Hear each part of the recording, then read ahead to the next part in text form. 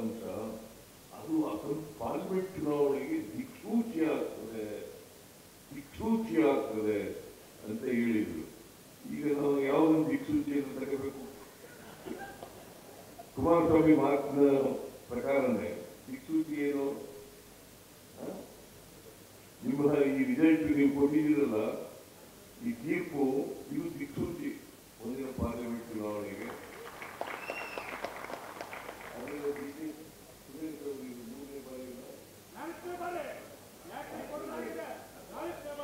ನಾಲ್ಕನೇ ಬಾರಿ ಈಗಾಗಲೇ ಕ್ಯಾಂಡಿಡೇಟ್ ಮಾಡ್ಕೊಂಡಿದ್ದೀವಿ ಸುರೇಶ್ ಡಿಕೆ ಹ್ಯಾಟ್ರಿಕ್ ಮಾಡಾಗಿದೆ. ನನಗನ್ಸುತ್ತೆ ಈ ಕ್ಷೇತ್ರದಲ್ಲಿ ಬೆಂಗಳೂರು ಗ್ರಾಮಾಂತರ ಲೋಕಸಭಾ ಕನಕಪುರ ಲೋಕಸಭಾ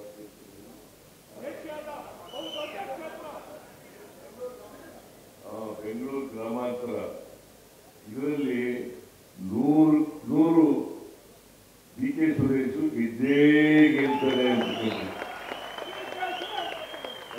ಕರೆಕ್ಟ್ ಅಲ್ವಾ? ಹೇಳ್ರಿ, ಡಿಕೆ ಸುರೇಶ್ ಗೆಲ್ತಾರೆ ಅಂತಕ್ಕಂಥ ವಿಶ್ವಾಸ ಇದೆ. ಬಿಜೆಪಿಯವರು ಏನ್ ತಿಳ್ಕೊಂಡಿದ್ದಾರೆ, ನರೇಂದ್ರ ಮೋದಿ ಅವರು ಹೆಸರು ಮೇಲೆ ಗೆಲ್ತೀವಿ ಅಂತ. ಯಾಕಂದ್ರೆ ಇವತ್ತು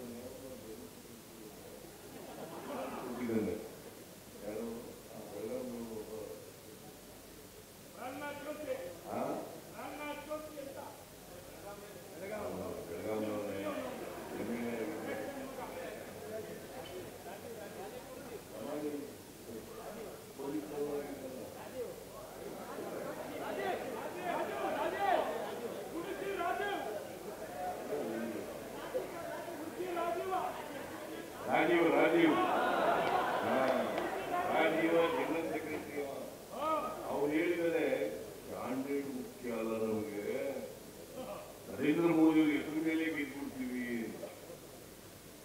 ಇದೇ ನರೇಂದ್ರ ಮೋದಿ ಅವರು ಕಳೆದ ವಿಧಾನಸಭಾ ಚುನಾವಣೆಯಲ್ಲಿ ಏನ್ ಪಾದಯಾತ್ರೆ ಮಾಡದೇ ಮಾಡುದು, ಸಭೆಗಳು ಮಾಡದೇ ಮಾಡುದು, ಏನೂ ಆಗಿಲ್ಲ. ನಾವು 136 ಜನನ ಗೆದ್ದು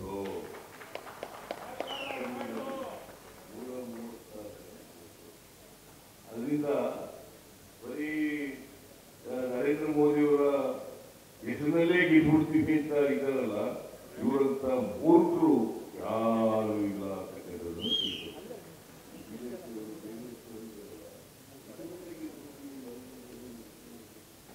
ಇವರು ಕೆಲಸ ಮಾಡಿರ್ಬೇಕಲ್ವ? ಈಗ ನೀವೆಲ್ಲ ವಿಚಾರವಂತರಿದ್ದೀರಿ. ಯಾರು ಕೊಟ್ಟ ಮಾತಂತೆ ನಡ್ಕೊಳ್ತಾರೆ, ಯಾರು ಕೆಲಸ ಮಾಡಿದ್ದಾರೆ ಅವ್ರ ತಾನೇ ನೀವು ಕೂಲಿ ಕೊಡಬೇಕು. ಕೆಲಸ ಮಾಡಿದವ್ರಿಗೆ ಕೂಲಿ ಕೊಡಕ್ಕಾಗುತ್ತಾ? ಜೆಎಸ್ಗೆ ಉಲ್ಲಾಸಬೇಕು, ಜೆಎಸ್ಗೆ ಕಳ್ಳೆಕ್ಕಿಯನ್ನು ಉಲ್ಲಾಸಕ್ಕಾಗತ್ತಾ?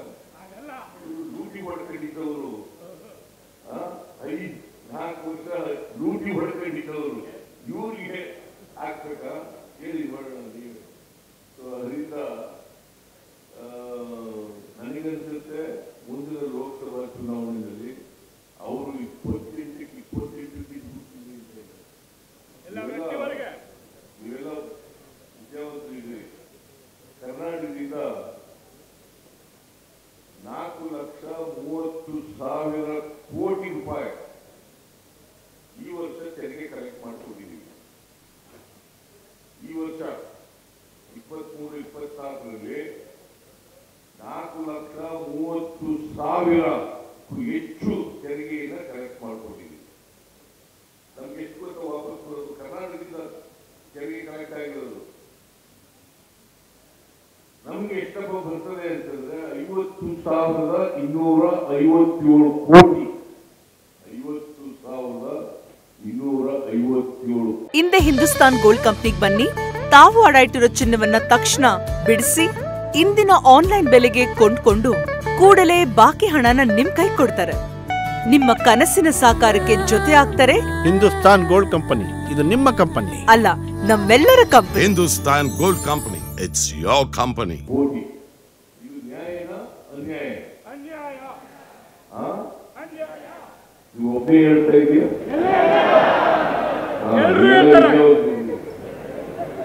50,253 ಕೋಟಿ ಅಂದ್ರೆ 100 ರೂಪಾಯಿ ಕಲೆಕ್ಟ್ ಮಾಡಿಕೊಟ್ರೆ ನಮಗೆ ಬರೀ 13 ರೂಪಾಯಿ ವಾಪಸ್ ಬರ್ತದೆ.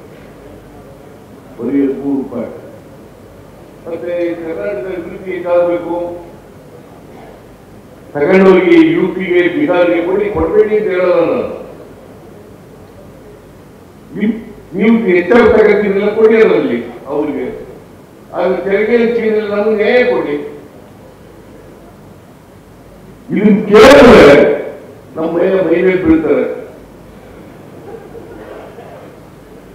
ಬಿಜೆಪಿ ಇರೋರು ಮೈಮೇಲೆ ಬೀಳ್ತಾರೆ, ಜೆಡಿಎಸ್ ನಲ್ಲಿರೋರು. ಈ ದೇವೇಗೌಡರು ನನಗೆ ಯಾಕಪ್ಪ ಈಗ ಹಾಕ್ಬಿಟ್ರು ಗೌಡ್ರು ಅಂತ ಅನ್ನೋದು ನನಗೆ ಒಂದೊಂದ್ಸಲಿ ಅನುಮಾನ ಆಗ್ಬಿಟ್ಟದೆ. ಈ ನರೇಂದ್ರ ಮೋದಿ ಒಬ್ಬರದ್ದೇ ಒಬ್ಬರದ್ದು. ನನಗೂ ನರೇಂದ್ರ ಮೋದಿ ಅವ್ರಿಗೂ ಅವಿನಾಭಾವ ಸಂಬಂಧ, ಹಳೇ ಸಂಬಂಧ. ಇದೇ ದೇವೇಗೌಡರು ಹೇಳಿದ್ರು, ನಾನು ಪ್ರಧಾನಿ ಆಗ್ಬಿಟ್ರೆ ನರೇಂದ್ರ ಮೋದಿ ಅವರು ಪ್ರಧಾನಿ ಆಗ್ಬಿಟ್ರೆ ನಾನು ದೇಶ ಬಿಟ್ಕೊಡ್ತೀನಿ, ಬಾರಿನಲ್ಲಿ ಇರ್ತೀನಿ ಅಂತ. ಬಾರಿನಲ್ಲಿ ಹೋಗ್ತೀನಿ. ಈಗ ನರೇಂದ್ರ ಮೋದಿ ಹೊಗಳದ್ದೇ ಹೊಗಳದ್ದು. ಈ ತರ ಡಬಲ್ ಸ್ಟ್ಯಾಂಡರ್ಡ್ ಮಾಡ್ತಕ್ಕಂಥದ್ದು ನಾನು I never expected from Deve Gowda. ದೇವೇಗೌಡರು ಈ ದೇಶದ ಪ್ರಧಾನಮಂತ್ರಿ ಆಗಿದ್ದರು. ನಾನು ಎಕ್ಸ್ಪೆಕ್ಟ್ ಮಾಡಿದ್ದಿಲ್ಲ ಈ ತರ ಎಲ್ಲ ಹೇಳ್ತಾರೆ ಅಂತ ಹೇಳಿ. ಸೊ ಎನಿವೆ ಇಲ್ಲಿ ಮಾಡಿದ್ರಿ. ಈಗ ಪುಟ್ಟಣ್ಣವ್ರು ಗೆಲ್ಸಿದ ಎಲ್ಲ ರಾಜಕೀಯನೆಲ್ಲ ಮಾತಾಡಕ್ ಹೋಗಲ್ಲ. ಪುಟ್ಟಣ್ಣವ್ರನ್ನೇ ಗೆಲ್ಸಿದ್ದೀವಿ. ಒಳ್ಳೆ ತೀರ್ಮಾನ ತಗೊಂಡಿದ್ದೀರಿ ನೀವೆಲ್ಲರೂ.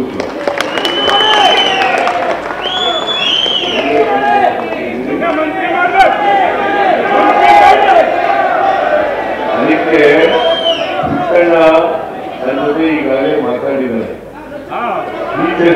ಟೀಚರ್ ಸಮಸ್ಯೆಗಳ ಬಗ್ಗೆ ಕೇಳಲಿ. ತಮ್ಮ ನೀನ್ ಮೇಸ್ಟ್ರಿ ಕೆಲಸ ಮಾಡ್ತಿದ್ದಿ, ರಾಜಕೀಯ ಮಾಡ್ತಿ ಗೊತ್ತಿಲ್ಲ.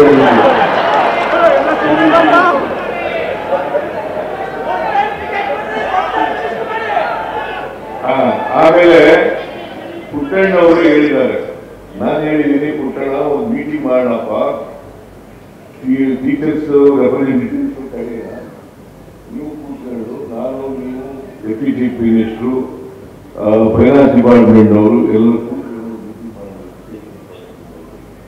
ಮೀಟಿಂಗ್ ಮಾಡೋಣ ಅಂತ ಹೇಳಿದ್ದೀನಿ.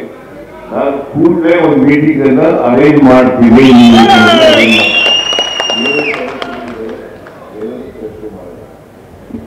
ಆಮೇಲೆ ನಮ್ಮ ಈಗಾಗಲೇ ರಾಮೋಜಿ ಕೂಡ ಕ್ಯಾಂಡಿಡೇಟ್ ಆಗಿದೆಯಲ್ವಾ, 2 ಬಾರಿ ಸೋತವ್ರೆ.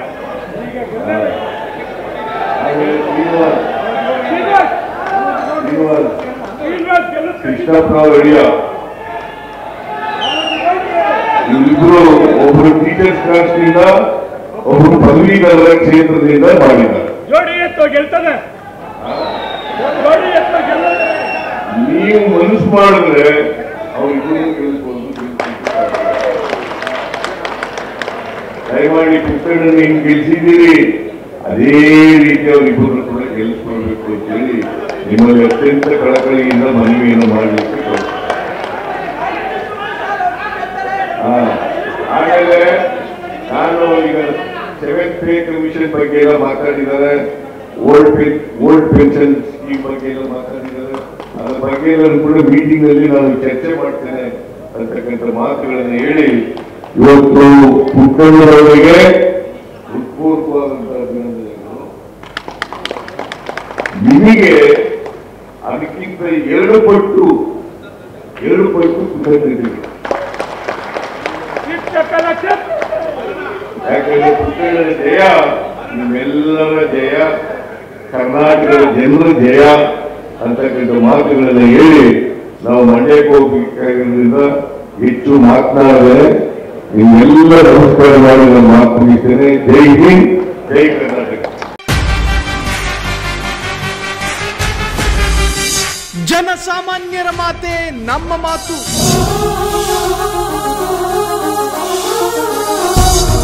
ಜನಸಾಮಾನ್ಯರ ದಾರಿಯೇ ನಮ್ಮ ದಾರಿ.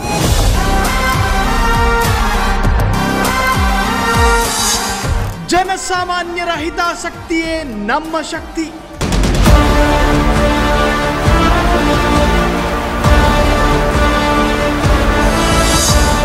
ಫ್ರೀಡಂ ಟಿವಿ ಶೀಘ್ರದಲ್ಲೇ ನಿಮ್ಮ ಮನೆಗೆ.